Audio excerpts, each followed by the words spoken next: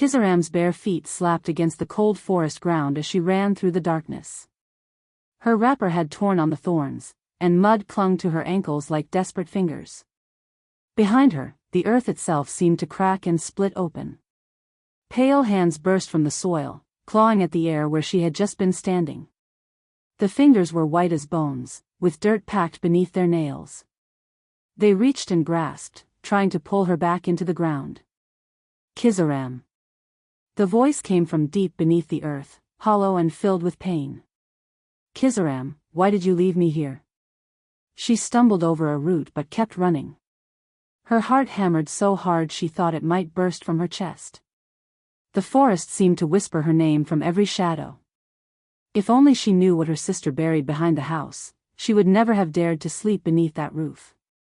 She would have run from the village the moment Chisholm returned with that wooden charm.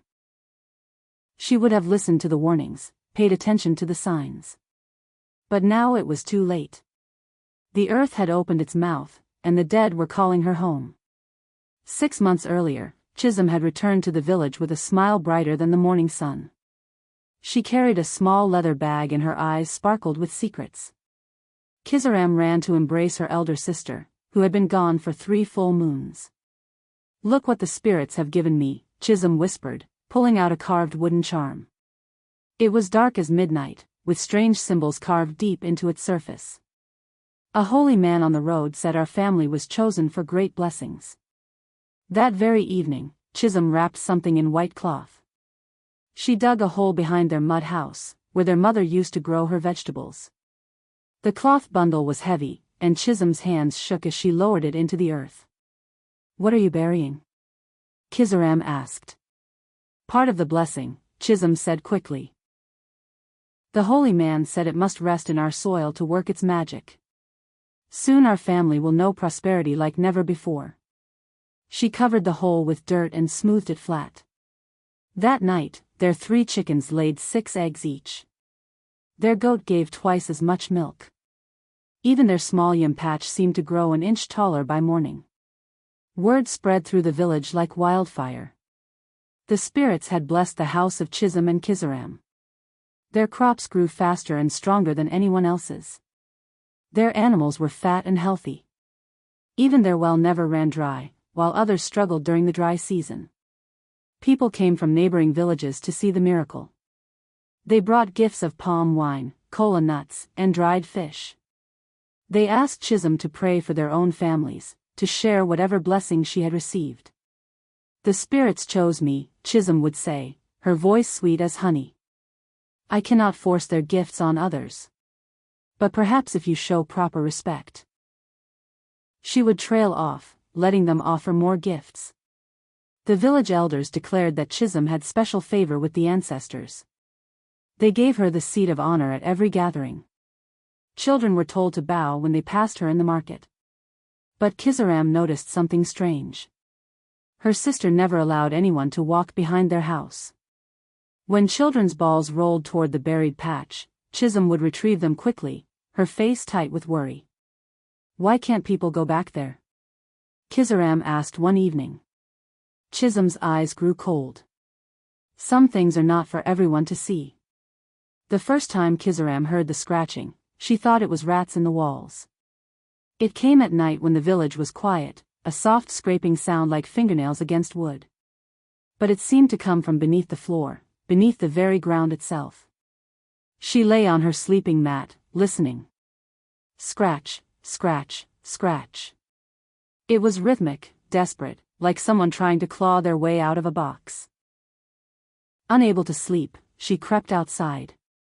The night was still, with only the distant sound of insects and night birds. She followed the scratching to the back of the house, to the exact spot where Chisholm had buried the cloth bundle. The sound was clearer here. It was definitely fingernails scraping against something hard. She knelt down, pressing her ear to the ground. Kizaram. The voice was so faint she almost missed it. Her name, whispered from deep in the earth. She jerked back just as Chisholm's hand grabbed her shoulder. What are you doing here? Chisholm's voice was sharp as a blade. I heard something. I thought maybe an animal was trapped. Do not go near what feeds our fortune, Chisholm said, her grip tightening. Our blessing requires respect. Disturb it, and we will lose everything. That night, Kizaram's dreams were full of hands. Dozens of them, pale and desperate, reaching up through dark soil. They clawed at the air above their heads, trying to break through to the surface. Their mouths moved, but no sound came out. In the dream, she could hear their thoughts. They were calling her name, begging her to help them, to dig them free. Some of the hands were small, like a child's. Others were wrinkled with age. She woke up gasping, her sleeping mat soaked with sweat. When she looked down, her hands were covered in dirt. Fresh earth was packed under her fingernails, though she couldn't remember touching the ground. She washed herself at the well, scrubbing until her skin was raw. But even in the daylight, she could still feel those desperate hands reaching for her. At the market, she tried to tell her friend Ngozi about the dreams. But Ngozi just laughed. You're jealous of your sister's blessing, Ngozi said. The spirits chose her, not you. Maybe if you were more grateful, you would sleep better. Even her closest friend wouldn't listen. Kizaram began to feel like she was going mad, like she was the only one who could see something was terribly wrong. On the 7th morning after Chisholm's return, their neighbor's goat went missing. It was a young billy goat, strong and healthy, worth 2 bags of yams at the market. Kizaram helped search for it. They followed its hoofprints from the pen, through the grass, around the side of their house. The prints were clear in the soft earth, heading straight toward the backyard. Then they stopped. The hoofprints led right to the patch of ground where Chisholm had made her burial, and there they ended completely. As if the goat had simply vanished into the air.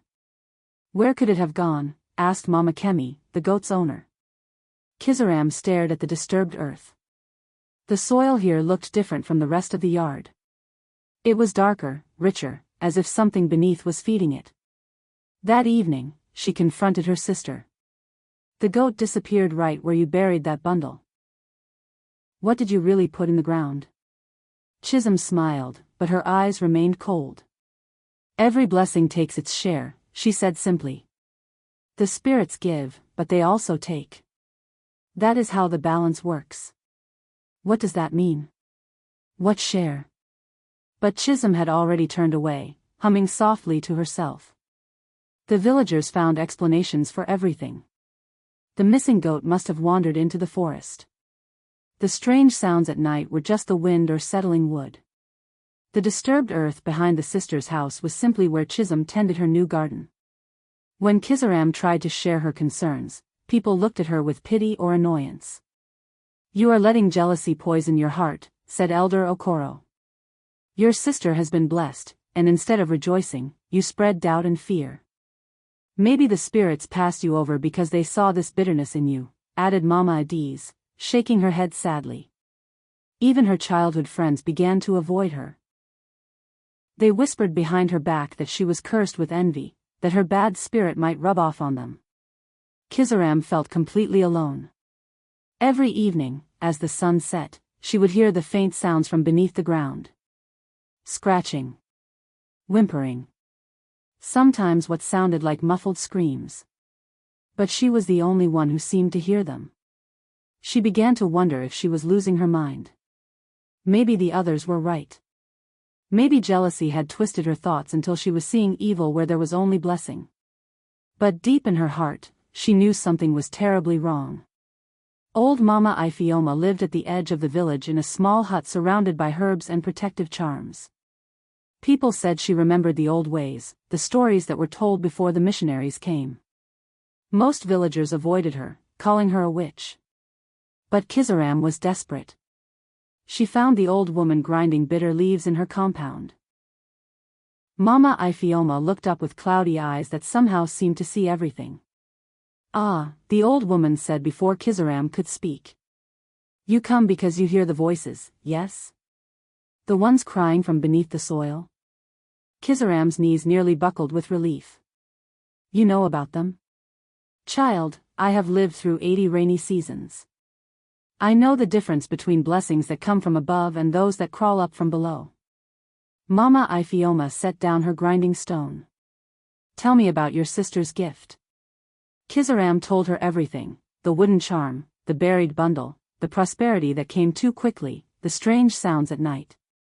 Mama Iphioma nodded gravely. Beware blessings that come from buried mouths. They always ask for more. Your sister has made a contract written in blood. And blood contracts must always be fed. The next day, Kizaram watched her sister more carefully. At first, everything seemed normal.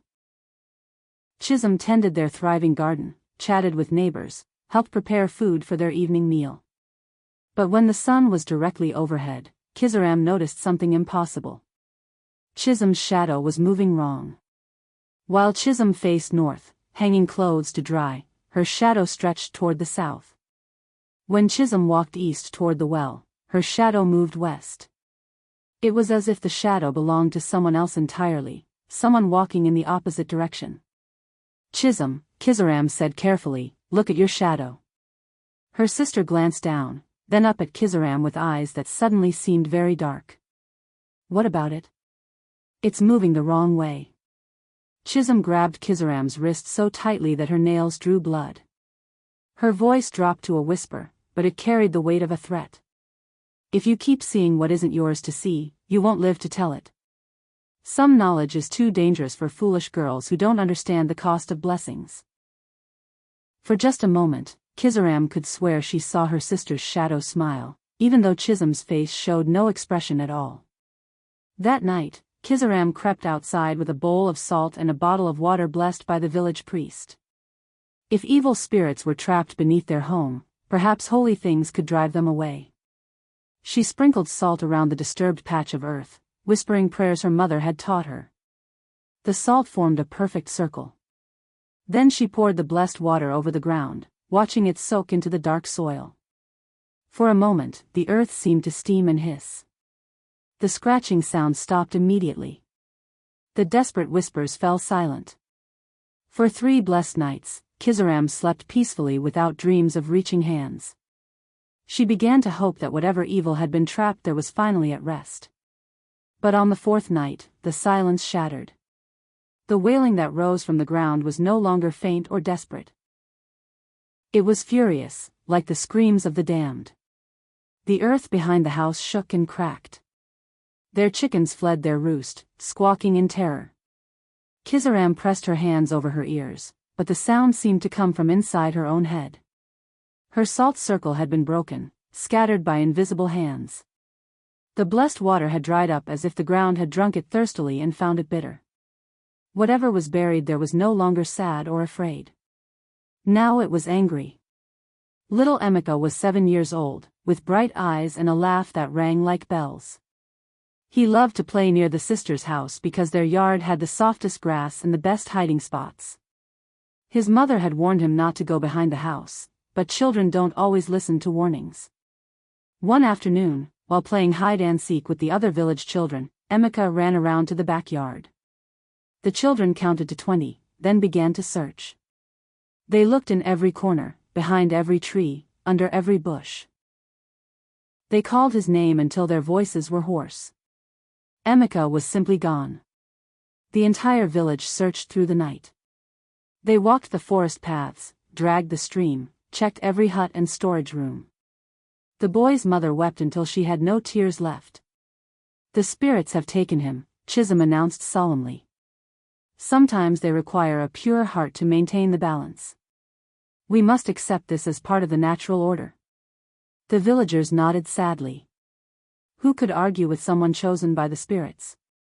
But Kizaram noticed that the earth behind their house looked freshly disturbed again, as if something new had been buried there during the night.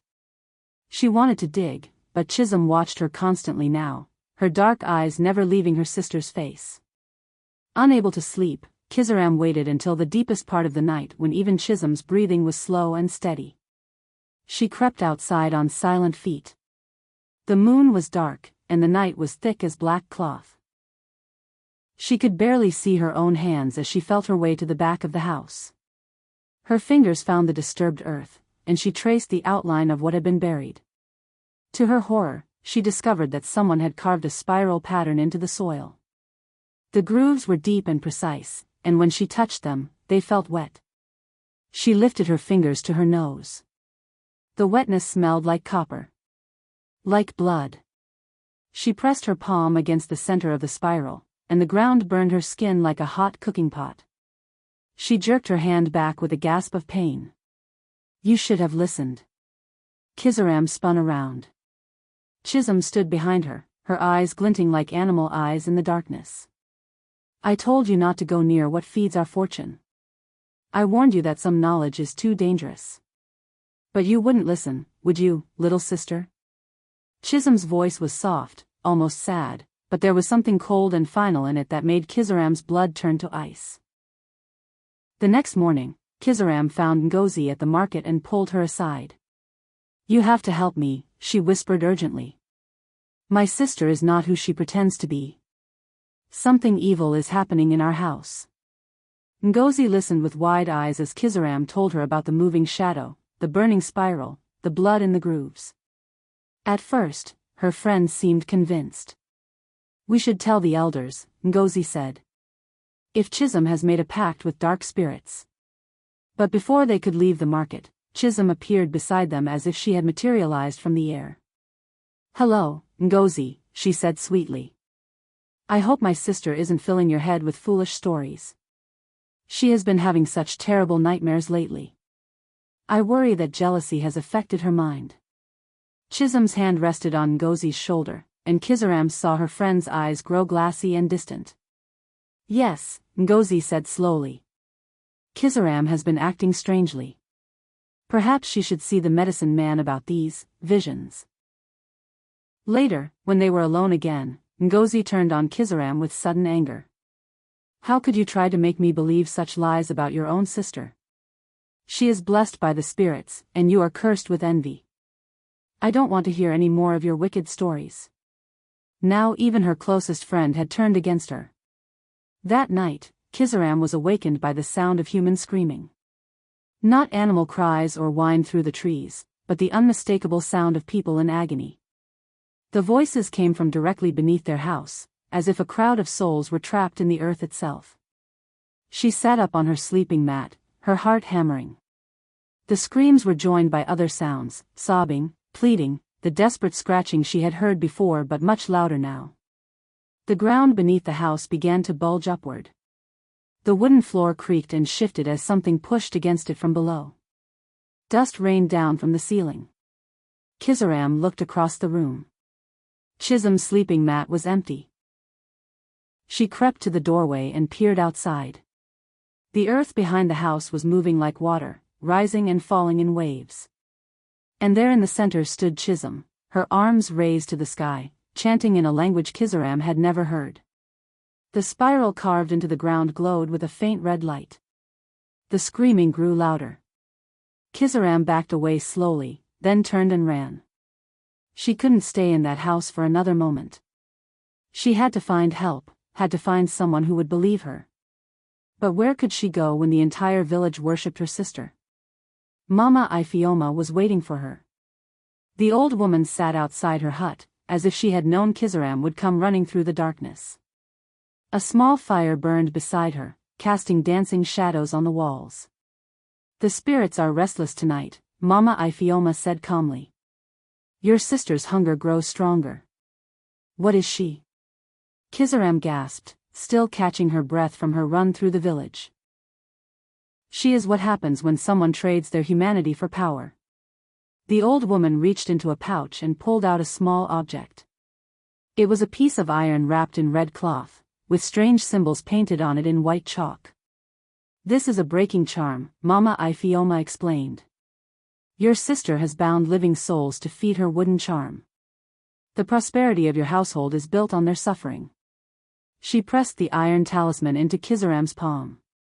But be warned, child. To use this, you must first uncover what she has buried. And once you see the truth, you cannot unsee it. What will I find? Mama Ifeoma's cloudy eyes seemed to look straight through her. You will find what should never have been buried alive.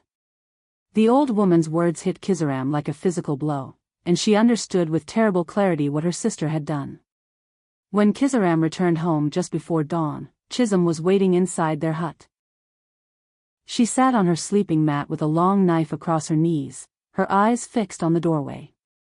"Where did you go, little sister?" I couldn't sleep. I went for a walk. To see that old witch, perhaps?" Chisholm's fingers traced the edge of the knife blade. "What lies did she pour into your ears?" Kizaram tried to keep her voice steady. "I don't know what you mean." In one fluid motion, Chisholm rose and pressed the knife point against Kizaram's chest, directly over her heart. "If you touch that soil again, you'll join what lies beneath. Do you understand me?" Her sister's face was calm, but her eyes burned with an inhuman light. This was not the Chisholm who had braided Kizaram's hair and sung her lullabies. This was something else wearing her sister's face. "I understand," Kizaram whispered. At that moment, they heard voices outside. Their neighbors were approaching, probably coming to ask Chisholm for another blessing. Instantly, Chisholm's face transformed. The knife disappeared into her wrapper, and she smiled with genuine warmth. She pulled Kizaram into a loving embrace and kissed her forehead gently. "My dear sister," she said loudly enough for the neighbors to hear. "I worry about you when you wander at night." For 3 days, Kizaram waited for her chance. Chisholm watched her constantly, never leaving her alone near the back of the house. But even the most careful predator must sometimes look away. On the 4th night, Chisholm went to visit with the village elders who wanted her blessing for the upcoming harvest festival. She would be gone for at least an hour. Kizaram grabbed a small hoe from their storage hut and crept to the disturbed patch of earth. Her hands shook as she began to dig. The soil was soft, too soft, as if it had been recently turned. Just a few inches down, her hoe struck something that was not earth or stone. Hair. Long, black human hair. She dug more carefully now, brushing away the dirt with her fingers. More hair emerged, then the curve of a human skull. The bone was clean and white, but strands of hair still clung to it. Her stomach lurched, but she kept digging. She had to know the truth. Beneath the skull, she found more bones. An arm bone with scraps of flesh still attached. Ribs that had been cracked and broken. And then she heard footsteps behind her. "What have you done?" Chisholm's voice was deadly quiet. Before Kizaram could answer, strong hands grabbed her arms and dragged her away from the grave. Chisholm hauled her to the small storage hut and shoved her inside. The door slammed shut, and Kizaram heard the bar fall into place, locking her in. Kizaram spent the night in the dark storage hut, surrounded by yams and dried corn. Through the small window, she could hear voices gathering outside. By morning, the sounds had grown into a crowd. She peered through the window and saw half the village assembled behind her house. They stood in a circle around the disturbed grave, chanting words she couldn't understand. Chisholm stood in the center, her arms raised, her face glowing with an unnatural light. The villagers' eyes were glazed and distant, like people walking in their sleep. The soil beneath their feet began to shift and bubble. Steam rose from the ground. The chanting grew louder and more urgent. Kizaram pressed her face against the window, trying to understand what she was seeing.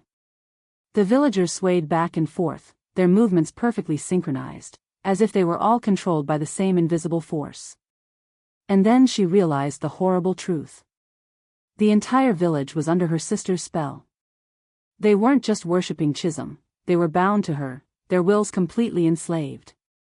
Whatever power Chisholm had gained from her buried sacrifice, it was strong enough to control dozens of minds at once.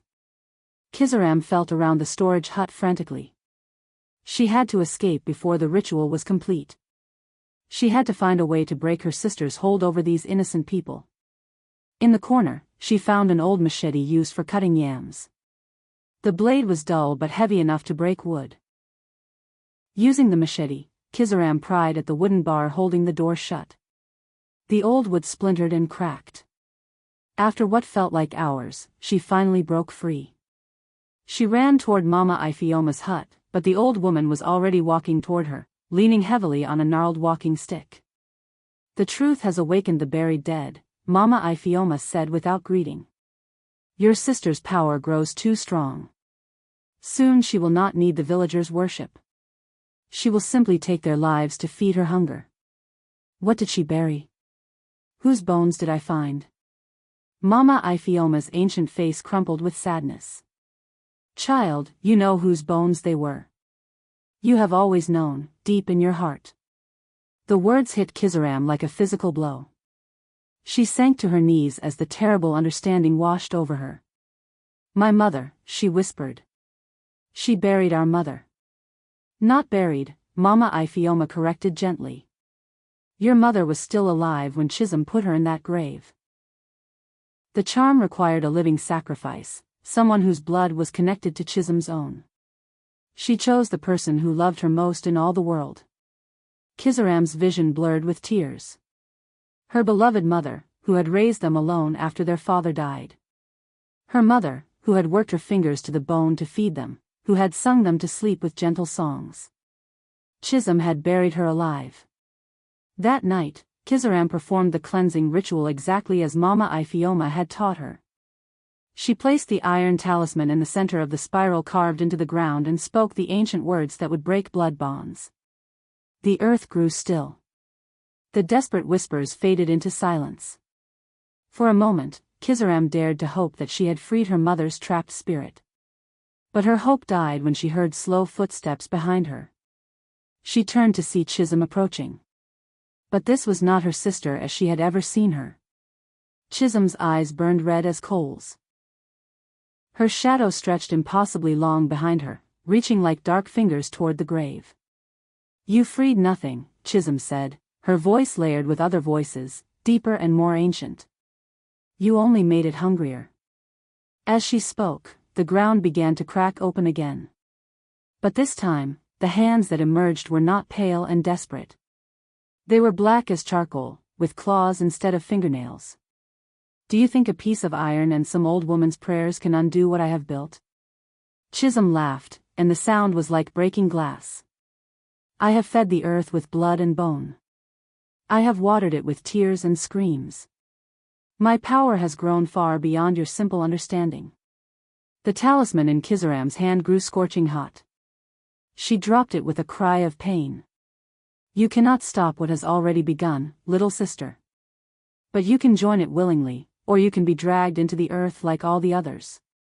The storm came from nowhere, as if the sky itself had torn open. Lightning cracked across the heavens, and thunder shook the ground beneath their feet. Kizaram fell to her knees beside the open grave and began to dig with her bare hands. If her mother's body was still down there, still trapped in the earth, perhaps she could free her spirit properly. The soil seemed to fight her, clinging to her fingers and arms like thick mud. But she kept digging, tears streaming down her face as she clawed deeper into the grave. Behind her, she could hear Chisholm chanting in that inhuman voice, calling on the dark spirits that had given her power. Suddenly, a pale hand burst from the ground and grabbed Kizaram's wrist. She screamed and tried to pull away, but the grip was surprisingly strong. More hands emerged from the soil, not just one or two, but dozens of them. The hands of all the people who had been fed to Chisholm's hungry charm. The villagers who had been chanting scattered in terror as the dead clawed their way toward the surface. Their spellbound worship turned to panic as they finally saw the horror their minds had been shielded from. Through the chaos, Kizaram heard a voice she recognized. Weak and broken, but unmistakably beloved. "My daughter," whispered her mother's spirit. "Help me, please." As the storm raged overhead, Chisholm stood revealed in the lightning's harsh glare. Her beautiful face had twisted into something inhuman. Her shadow no longer simply moved wrong, it had taken on a life of its own, stretching across the ground like a living thing with reaching tendrils. "Yes, I buried our mother alive," she confessed, her voice carrying over the thunder. "I held her down in that grave while she begged me to stop. I listened to her scream as I piled the earth on top of her face." The villagers who had worshipped her backed away in horror, their minds finally free from her control. "She loved me more than anyone in the world, and that made her blood the most powerful sacrifice I could offer." Her pain fed the charm. Her dying breath gave me everything I wanted. Chisholm's eyes blazed as she looked at the terrified crowd. And I would do it again. I would bury all of you alive if it meant keeping the power I have earned. Her shadow reached toward the villagers, and where it touched them, they froze in place. Their eyes rolled back in their heads as their life force began to drain away. But the dead were rising now, and they were angry. Pale figures emerged from the grave, not just their mother, but little Emeka, the missing goat herder, and others Kizaram didn't recognize. All the victims of Chisholm's terrible hunger. They surrounded the sisters, their hollow eyes fixed on Chisholm with centuries of rage. From the opened grave rose a figure that made Kizaram's heart break anew. Her mother's spirit stood before them, neither fully living nor completely dead. Half her face was decayed bone, while the other half showed the gentle features Kizaram remembered from childhood. "My daughter," the spirit said, looking at Chisholm with eyes that held more sorrow than anger. "What have you become?" Chisholm's inhuman confidence wavered for just a moment. "Mother, I did what I had to do. I used your sacrifice to lift our family from poverty. Everything I gained for us." "You gained nothing but blood and sorrow," their mother replied. "Look around you. Where is the love that once filled our home? Where is the peace that once blessed our days?" The other spirits of the dead closed in around Chisholm. Little Emeka stood among them, his child's face pale but determined. Kizaram lifted the iron talisman, which had grown cool in her palm. She understood now what she had to do. "Mother, I'm sorry I didn't save you. I should have seen what she was becoming. I should have stopped her before she hurt you." Her mother's spirit turned to her with infinite compassion. "You were just a child yourself, my daughter. The fault was never yours to bear." But now justice had come, and the dead would not be denied. "Please forgive her," Kizaram begged, offering the talisman to her mother's spirit. "She is still my sister. She is still your daughter." The spirit took the charm, weighing it in her skeletal fingers. For a moment, Kizaram thought mercy might prevail. But then Chisholm lunged forward with the knife she had hidden in her wrapper. She aimed for Kizaram's heart, screaming, "If I cannot have power, then no one will have anything." The blade never reached its target. Their mother's spirit moved faster than lightning. Her bony fingers wrapped around Chisholm's wrist, and the knife fell to the ground. "I bore you in love," the spirit said sadly. "I raised you with tenderness. I would have given my life for you willingly if you had only asked. But you chose to take it by force. You chose to ignore my screams and bury me in darkness. You chose power over love, and now you will learn the price of that choice." The other spirits of the dead joined hands around Chisholm. Their combined will was stronger than any charm, more powerful than any dark magic. The earth beneath Chisholm's feet began to crack open. She struggled against the spirit's grip, but her stolen power was nothing compared to the fury of those she had murdered. "No," she screamed as the ground swallowed her. "I earned this power. It belongs to me." But the earth sealed over her, leaving only silence. In the days that followed, the wooden charm crumbled to ash and blew away on the wind. The unnatural prosperity that had blessed their household vanished overnight. Their crops withered, their animals grew thin, and their well ran dry. The villagers mourned the loss of their easy wealth, but they were free from the blood debt that had bound them to Chisholm's evil. They had their own souls back, and that was worth more than any material blessing. Kizaram knelt at her mother's proper grave, which she had dug with her own hands in the village cemetery. She had given her mother's bones the respectful burial they deserved, with prayers and flowers and tears of love rather than pain.